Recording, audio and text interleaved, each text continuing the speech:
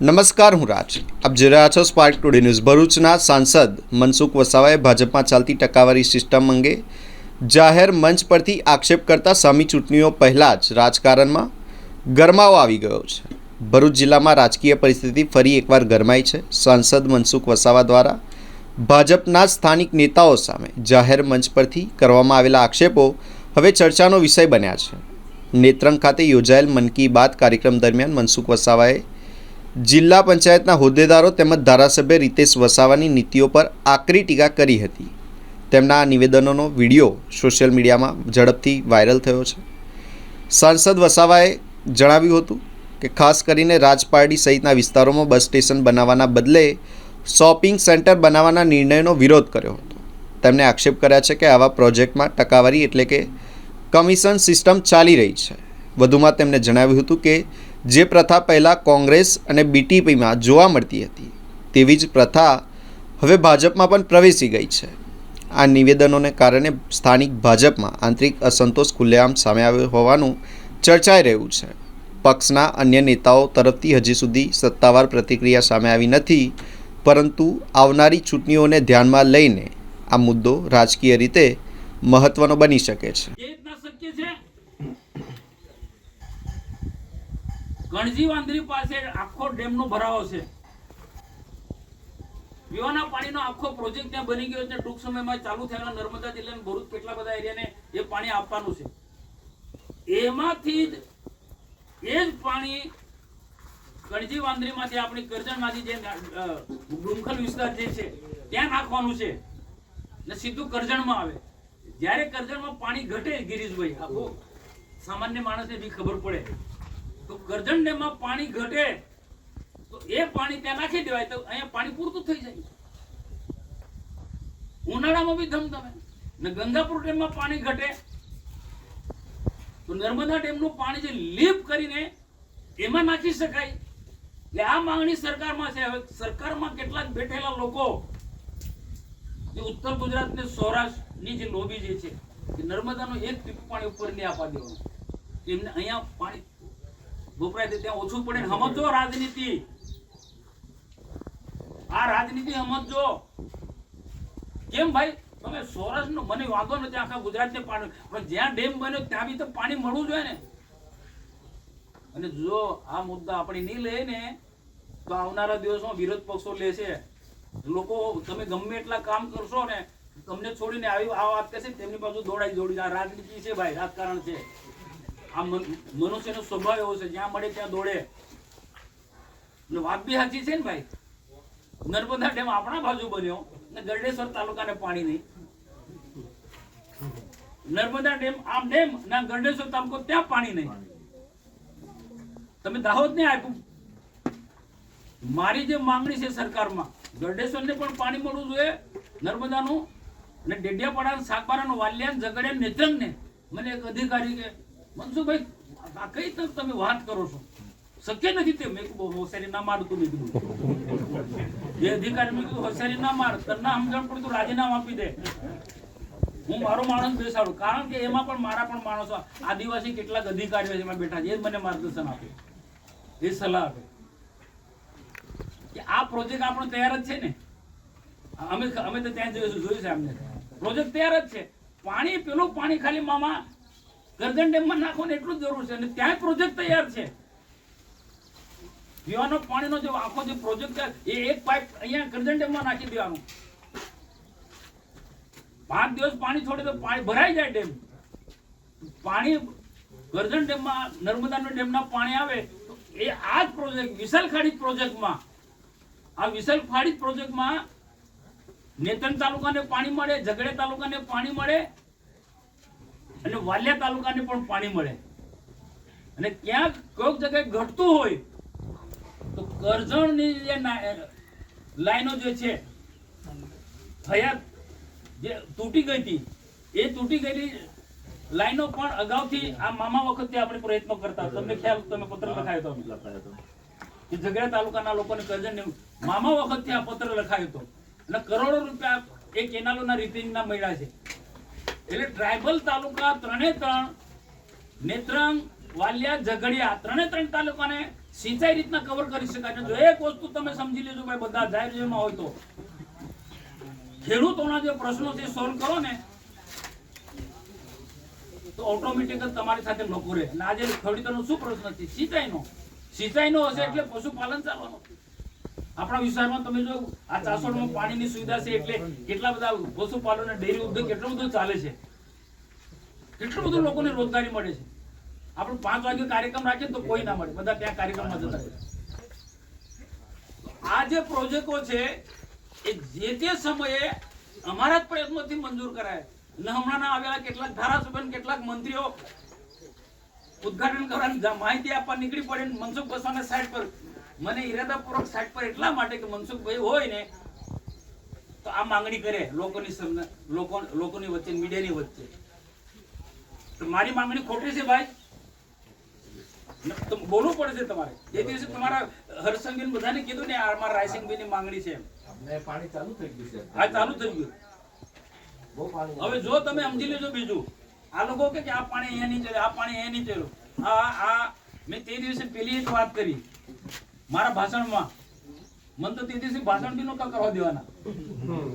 આટલા માટે હું સાચું બોલું ને એટલે મને ભાષણ બી નહોતા કરવા દેવાના, પણ બધા કીધું મનસુખભાઈ તો બોલા દેવું પડે, એ બોલા દીધો.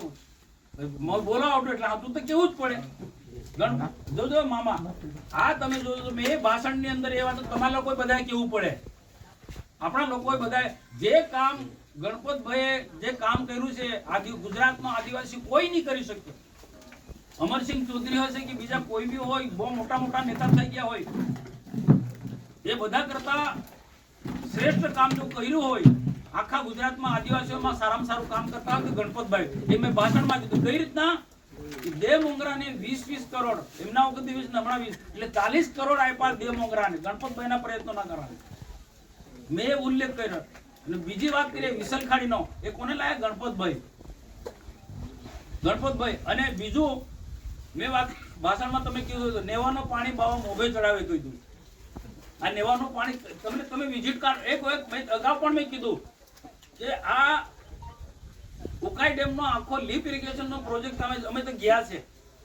ઉકાઈ ડેમમાંથી જે કમાન્ડ એરિયામાંથી આખું પાણી ઉઠાવી ને એવી મશીનરી ગોઠવી દુનિયામાં તમે ક્યાંય તમે નહીં જોઈ હોય ને, અદ્યતન પ્રકારની મશીનરી છે.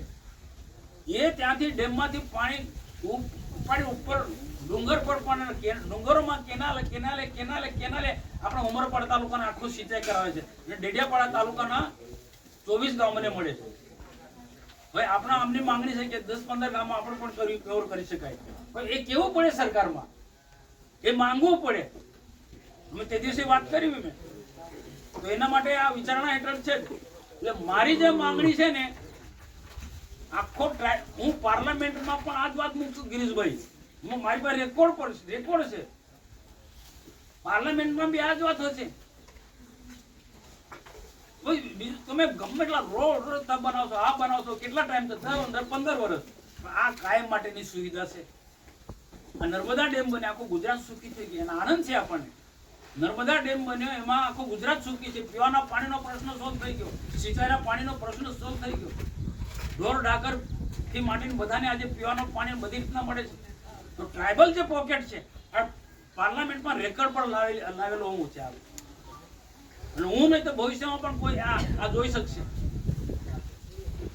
હમણાં મેં થોડા દિવસ પહેલા વાત મૂકી 377 પર અમારો નિયમ હોય પાર્લામેન્ટ એના મેં કીધું ટ્રાઇબલ પોકેટમાં આટલી સુવિધા આપી શકાય. અને સાથે ગુજરાત છે, મહારાષ્ટ્ર, મધ્ય રાજસ્થાન કે જે અલગ બિલિસ્તાનની મુવમેન્ટ ચાલી રહેશે એને કોઈ રીતના તમે કાઉન્ટર કરવાના. લોકો કે રીતના આજે ગેરમાર્ગે દ્વારા એમને વાળી શકો છો, આ સમજવા જ બાબત છે. આવું તમે આપશો તો એમની વાત નહીં માને, આપણી વાત માનશે. એટલે એવું આપવું પડે, સરકારે આપવું પડે. આદિવાસીઓને જે જીવન જરૂરિયાતની જે વસ્તુ છે, સિંચાઈની વાત છે, પશુપાલનનું છે, સારું શિક્ષણનું છે. શિક્ષણમાં તો ઘણું બધું આપ્યું છે આપણને, પણ એ ખેડૂતોને સિંચાઈની સુવિધા જો આપી દે તો ભયો થઈ જાય. આખો ટ્રાઇબલ પોકેટ કવર કરી શકે આ નથી. ના આપણી આખી ઝઘડિયા વિધાનસભા તો બિલકુલ જ ને એ વસ્તુ હું કહેવાનો છું, ભલે આપણા સરકારમાં બેઠેલા લોકોને વાત ગમે કે નહીં ગમે, ને જે લોકોએ મને સમર્થન નહીં આપવાનું તે બી નહીં આપવું, કોઈ વાંધો નહીં. મારી પાસે એટલી તાકાત છે કે આદિવાસીઓના પ્રશ્નો માટે એકલો પણ લડી શકવાની મારામાં તાકાત છે. જેને જે હિંમતવાળો મર્દ માણસ હોય ને તે મને સમર્થન આપજો. તો હું તો એક લડતો આવ્યો છું, લડવાનો જ છે ને. આ મુદ્દો છોડવાનો નથી, આ મુદ્દો હું છોડવાનો નથી. મારી અલગ રીતના મીટિંગ બોલાવીને હું લોકોને કહીશ સાચી વાત. હું ઉશ્કેર્યું નહીં, હું ઉશ્કેરવાની વાત જ નથી કરતો, હકની વાત કરું છું. ગુજરાતની અંદર આપણા વિસ્તારની અંદર આદિવાસીના હક અને અધિકાર માટે લોકો ખાલી વાતો કરી છે. આ ગુજરાતની અંદર આપણા વિસ્તારોની અંદર આદિવાસીના હક માટે લોકોએ ખાલી વાતો કરી છે. જ્યારે તો નક્કર રીતના કામ કરવા માંગુ છું, સાચી રીતના આદિવાસીના હક ને અધિકાર અપાવી શકું છું. મેં ખાલી હંબક વાતો નથી કરતો ને, જેના માટે રાજ્ય સરકારમાં પાર્લામેન્ટની અંદર પુરાવા છે. આદિવાસી જંગલની જમીન મળે, આદિવાસીને કઈ રીતના વિકાસ કરી શકાય, એ બધું યાદ કહેવાનું હું કહું છું. મેં પણ કેટલાક લોકોને નથી ગમતું કે નર્મદાનું પાણી અહીંયા આટલે આપી તો નીચે ઓછું ઘટી જશે, ઓછું થશે. એમાં અમે શું કરીએ ભાઈ? એમાં અમે શું કરીએ? જ્યાં ડેમ બન્યો છે એને આસપાસ તો આપવું પડે ને. આ નર્મદાનું પાણી તમે કળજી વાંદરી સુધી જો આખો દરિયો સલકાયા કરે છે, તો એ પાણી લીક કરીને ખાલી એ નાખવાનું છે ને, કોઈ મુશ્કેલ જ કામ નથી ભાઈ. તમે એવું તમને કેટલાક લોકો ઊંઠા બનાવે, આ મનસુખભાઈ કેવી માંગણી કરે, ખોટી માંગણી છે જ નથી. અને એક પ્રોજેક્ટ બન્યો જ છે ત્યાં, પીવાના પાણી માટેનો આખો પ્રોજેક્ટ બની રહ્યો છે ને એકાદ વર્ષની અંદર ઉદ્ઘાટન બી થઈ જશે. એક પ્રોજેક્ટ નવો બનાવવાનો નથી મામા, એક પ્રોજેક્ટ, એક પાઇપલાઇન પીવાના પાણી માટે ને એક પાઇપલાઇન કરજણ ડેમ ને ગંગાપુર ડેમ, બે જગ્યાએ, અને તેવી ઘટે તો છોડવાનું છે. એને આવું સુજલામ સુફલામ રાજકોટ કર્યું હતું ક્યાં લઈ હા હા હા એ 5-6 વર્ષ પહેલા અહીં કરવા હું હતો હા હા આવું રાજકોટમાં કર્યું છે. રાજકોટ એમાં આવ્યા હતા ત્યાં આ જો સમજી લેજો, હું કોઈ આદિવાસીઓને તમને ઉશ્કેરવા વાળી વાત નથી કહેતો, હકીકત કહું છું. ના આદિવાસીના આગેવાન બન્યા, આદિવાસીના કાર્યકર્તા બન્યા હોય ને તો આદિવાસીના હિતની વાત કરવી પડશે, તમારે બોલવું પડશે. એટલું રીતેશ વસાવા છે કોઈના ઈશારે આ બધી વાતો કરશે ને, તમને નુકસાન છે. મનસુખ વસાવાનું કોઈ નુકસાન નહીં, આદિવાસીને નુકસાન છે. તો વિસરખાડીનો પ્રોજેક્ટ જાહેર બધાને બોલાય ને આપણે કાર્યક્રમ આ વાત મૂકતા ને સરકારમાં કે સાહેબ નર્મદા ડેમનું પાણી આ લોકો છે ને આ બધા કઠપૂતળી છે, એ કોકના ઈશારે કામ કરે છે. આ સમજી લીધો તમે. મનસુખ વસાવા નહીં બોલવાનો, મનસુખ વસાવા છે એટલે આ બધી માંગણી કરશે. ઈશ્વરભાઈ આવ્યા ત્યાં ગંગાપુર ના ડેમની વાત કરવા માટે, કેમ મનસુખભાઈ ને હાજર નહીં રાખ્યો? હું ત્યાં હું એટલે હું વાત કરું ને કે મંત્રી તમારો આભાર માને, સરકારનો મેં આભાર માને, પણ આ ગંગાપુર ડેમમાં કરજણ ડેમમાં નર્મદાનું પાણી છોડ એ માંગુ એમને ના ગમે. કેમ ના ગમે ભાઈ? મને આ મુખ્ય વાત આ છે. બાકી કોઈ આ બધા આપણા બધા પારકા નથી, આપણા ઘરના જ છે, ભાઈબંધો જ છે, મિત્રો જ છે બધા. એ બીજાના ઈશારે બધા ચાલે છે. એ મને ખબર છે, એ તમને નહીં ખબર, પણ ઉપરથી લાઈન દોરી છે. મનસુખભાઈને સાઈડ પર રાખવાનું. મનસુખભાઈ તે દિવસે ને કેવું બોલવા દીધું ને મને, આ તો ગણપતભાઈ છે ના, મનસુખભાઈને બોલવા દેવું પડે. મેં ગણપતભાઈને કીધું જો હું તો બોલીશ, હા તું કેવું છે મામાએ તો કેવું પડે ને. એ કોઈને ખુશામત કોઈને રાજી કરવાના એ મારો ધંધો નહીં. રાજનીતિમાં આજ શીખીએ છે જે જવાબદારી છે આપણા માથે સમજી લેજો. ભગવાને કૃષ્ણ ગીતામાં કહેલી વાત છે, એટલે હું દરેક જગ્યાએ તમને કે જેની જે જવાબદારી છે એ જવાબદારી આપણે પૂરેપૂરી નિભાવવાની હોય, એ પૂરેપૂરી નિભાવવાની હોય ને. એટલે ઘણી વખત કેટલાક ચૂંટાયેલા લોકો કે જેમની જવાબદારી એ ગમતી નથી, પણ હકીકતમાં એ કરવું પડે નહીં તો